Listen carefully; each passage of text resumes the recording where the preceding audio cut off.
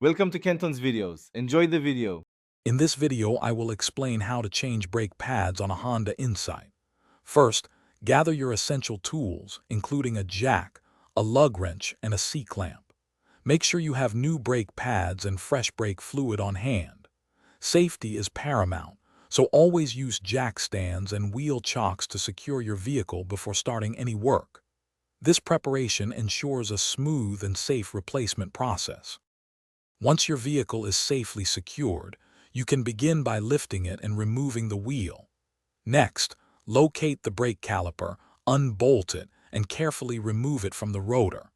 Be sure to hang the caliper so it doesn't put stress on the brake line.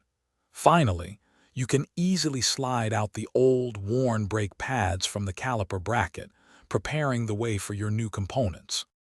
Now it's time to install the new pads. First, you'll need to compress the caliper piston back into its housing using a C-clamp or a brake caliper windback tool.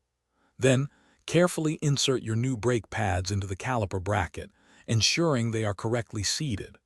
Reattach the caliper, making sure all bolts are tightened securely, typically to 35 Newton meters, for optimal performance and safety. After installing the new pads, it's crucial to bleed the brake lines to remove any air that may have entered the system, ensuring a firm pedal feel. Next, pump the brake pedal several times to properly seat the new pads against the rotors. Double-check all connections and fluid levels before taking a cautious test drive.